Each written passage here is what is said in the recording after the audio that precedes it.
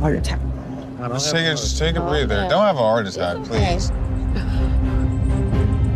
I wanted to talk to you face to face, and there's so many times we went on the phone and I wanted to say something, but I couldn't say it. I just couldn't say it. And I feel like all I've done is lie. She's not crying quietly. She's shaking, breathing fast, holding her chest like something is about to explode, and in her own words, she's scared she might lose everything again. Not one son, both of them, in a single moment she can't take back. Think about that for a second. You don't panic like this unless the truth sitting inside you is heavy enough to break relationships on impact.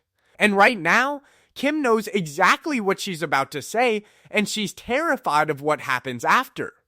Jamal is right there, watching her closely. Not comforting, not interrupting, just observing. That silence says a lot. Because this isn't new for him.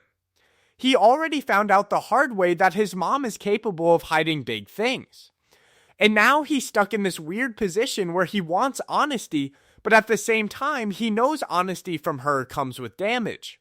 And here's where it gets uncomfortable. Because this isn't just about nerves. This looks like someone who has delayed the truth for so long that the moment of honesty feels more dangerous than the lie itself. And if she's this scared to speak, then whatever she's hiding is bigger than what we already know.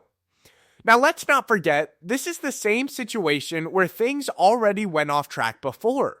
The catfishing situation? That wasn't a small mistake. That was a full decision. Pretending to be your own son to talk to your other son is not confusion. That's a choice. So when you see her panicking now, you have to ask a fair question. Is this guilt finally catching up? Or is this fear of getting exposed again? Jamal knows something is coming. You can see it in the way he looks at her, like he's waiting for her to either finally tell the truth or mess this up again. And then she says something that changes the tone completely. She hints that there's more. Not details, not full clarity, just enough to make it worse. Enough to suggest that the story isn't complete yet. So now the question shifts. It's not whether she lied before, it's how much she's still hiding. They're in the car, on the way to meet Larry. And the clock is ticking that Larry didn't grow up with her. That's the starting point, and it matters. He was placed for adoption at birth, which means his entire life, his identity, his sense of family, all built somewhere else without Kim in the picture. Years go by. Decades. Then suddenly, reconnect. On paper, that sounds emotional and hopeful. In real life, that comes with distance you don't erase in a few calls. They've only met in person a couple of times. Most of their connection comes through screens, scheduled calls, careful conversations. That's not nothing, but let's be honest, that's not the same as growing up together. There's a gap there. A quiet one, but real. Now bring Jamal into this. He didn't even know Larry existed for most of his life. Let that sink in. You grow up thinking you understand your family, then one day, surprise, there's a whole brother out there. And the way he finds out? Not through a calm, honest conversation. Through a situation where his own mom had been pretending to be him online. That part alone raises eyebrows. Because once trust cracks like that, every new detail starts to feel suspicious. So now you're looking at Kim, and you have to ask a fair question. Was she trying to protect emotions, or was she controlling the narrative so she can manage reactions? There's a difference. Protection is about care. Control is about fear of consequences. And here's the uncomfortable pattern. One secret becomes two. One lie leads to another explanation. Then another delay. At some point, it stops looking like a mistake and starts looking like a system. Jamal feels it too. That's why he's not relaxed right now. He's seen what silence from her leads to. He's lived through the fallout. So when he looks at her now, he's not wondering if she'll tell the truth. He's wondering if this is the full truth or just another version of it. And this time, he doesn't want delays. Not again. They're getting closer to Larry. And Jamal makes it clear without saying much. Today, everything needs to come out. She keeps circling the moment like if she talks about anything else, time will stretch and the truth will wait. Small comments, random distractions, anything to avoid the one sentence she knows she has to say. Her hands won't stay still. Her voice cracks even on normal words. This isn't nerves. This is someone trying to outrun a decision that already caught up. Jamal notices. Of course he does. At first he gives her space, like maybe she'll get there on her own. Then the silence starts to feel heavy. You can almost see the shift in his face, patience turning into frustration, because he's already paid the price for her delays once, and the longer she stalls, the more it feels like history is about to repeat itself. For a second, the moment almost feels absurd. You've got a grown woman spiraling before a family meetup over something she chose to hide for years. It would be funny if it wasn't so serious. Like, how do you build a reunion on top of secrets and expect it to stay standing? That's not bad luck, that's bad planning. Then the humor disappears fast. Because this isn't a joke to anyone involved. Not to Jamal, not to Larry, and deep down, not even to Kim. She knows exactly what this could cost her. This is classic avoidance. Delay the pain. Hope the outcome softens. But reality doesn't work like that. The longer you wait, the heavier the truth lands. And right now, her fear of what happens after is stronger than her guilt about what already happened. Jamal finally pushes. Not loudly, but firmly. No more circling. No more soft starts. You can feel he wants this over with. Not because it's easy, but because dragging it out makes it worse. So now, the pressure is real. No more time to rehearse. No more excuses. And then, they arrive. Larry is right there. They step out, and for a moment, everything looks normal. Smiles, hugs, that polite warmth people bring to a reunion that still feels new. Larry greets her. His family right there, the energy soft and welcoming. If you walked in without context, you'd think this is a simple family day. Nothing heavy, nothing waiting to explode. But look closer and it doesn't match. Kim hugs him, holds on a second too long like she's trying to freeze the moment before she breaks it. Her face says relief and fear at the same time. That's not peace. That's someone trying to enjoy something she already knows she's about to damage. Jamal stands slightly back, watching the interaction play out. He's not fully relaxed. Not fully tense either. He's waiting. Because he knows this calm is temporary. He's seen this pattern already. Nice moment first, truth later, fallout after. And the more perfect this reunion feels, the harder the crash is going to hit. They sit down, start talking, small conversations, light energy. Larry looks comfortable, open. He has no idea there's more to this story than what he's been told. And that's where the tension sharpens. Because the audience knows something he doesn't. Kim tries to follow along, nodding, smiling at the right times, but she's not present. Her mind is somewhere else. You can see it in the way she pauses before answering simple questions, in the way her body doesn't settle. This is internal conflict at full volume. One part of her wants to protect this moment. The other part knows delaying it will only make things worse. And now the real question is not if she'll say it, but when she chooses to break this calm. There's a pause, a shift. She looks at Larry, then away, then back again. And finally, she says it. She needs to talk. She leans forward like she's about to say it, then stops, starts again. Stops again. Words come out halfway and disappear. You can feel the room shift. The casual energy from a minute ago is gone. Now it's quiet. Not peaceful quiet. The kind that makes you aware of every second passing. Larry looks at her, waiting. At first, it's patience. Then confusion creeps in. You don't react like this unless something serious is coming. His body language changes. Slightly stiff. Eyes locked in. He's trying to read her before she even speaks. Kim keeps repeating that she needs to say something, that she should have said it earlier, that she didn't know how. Each sentence sounds like a buildup, but none of them land. It stretches longer than it should, and the longer she struggles to say it, the more it feels like this is worse than anyone expected. Jamal shifts beside her. not interrupting, but you can tell he's done with the delay. He's heard versions of this before. The hesitation, the buildup, the moment right before everything changes. This silence is doing more damage than words right now. Because everyone in that space knows something is wrong, but no one knows how bad it is. Kim takes a breath, stops fidgeting, looks directly at Larry, and for the first time, she doesn't pull back. Because whatever she says next is going to change how he sees her forever. She finally begins. Kim swallows hard, lets her hands rest in her lap, and finally says it. The words come out flat, almost trembling, but they hit like a hammer. I have another daughter. I gave her up for adoption too. Larry freezes. Eyes widen, jaw tightens, the smile from before disappears.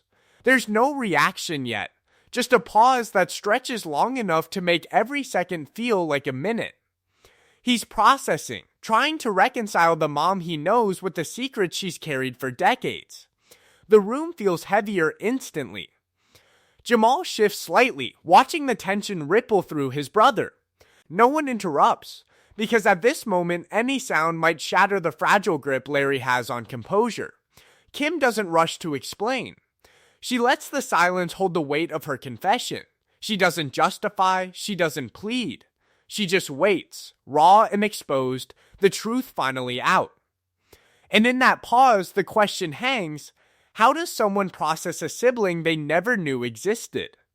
Larry blinks. He tries to find words, to make sense of it all.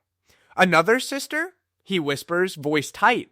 His brain is spinning through childhood memories, video calls, the connection he thought he had now reframed. Jamal watches, tense but quiet, letting Larry lead the next move. The emotional ground beneath them shifts. Nothing is the same now. Every glance, every smile, every memory Larry has of his mom has changed in an instant.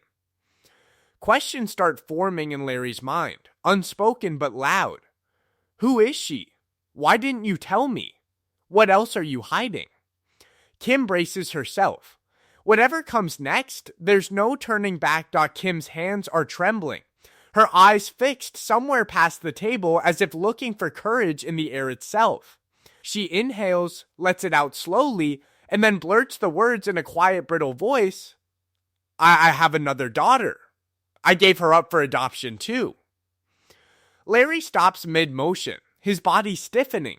The warmth in the air from their hug just moments ago evaporates. His eyes widen, his fingers curl around the edge of the table. That smile he had doesn't exist anymore. Silence crashes over the picnic, heavier than any word could be. Jamal shifts uncomfortably, sensing the earthquake happening in front of him. For Kim, time freezes too. She's exposed, raw, stripped of the shield that decades of secrecy once gave her. There's no justification, no explanation. The confession hangs alone. Unapologetic, simple. She doesn't want to over-explain because she knows some truths are too heavy to dress up. Larry blinks, trying to grasp it all. Another sister he never knew. His mind scrambles, filling with questions he can't yet voice. Memories, conversations, even the bond he thought he had with Kim are now fractured, reshaped by a new invisible sibling. Every familiar feeling of family loyalty and trust wavers. And in that silence, the unspoken question lingers. How do you love someone when you realize you barely knew them? Larry finally speaks, voice low but tight. Another? Sister? His words are more a test than a statement. He's checking reality, seeing if the ground beneath him is solid or collapsing. His mind is buzzing with every possibility.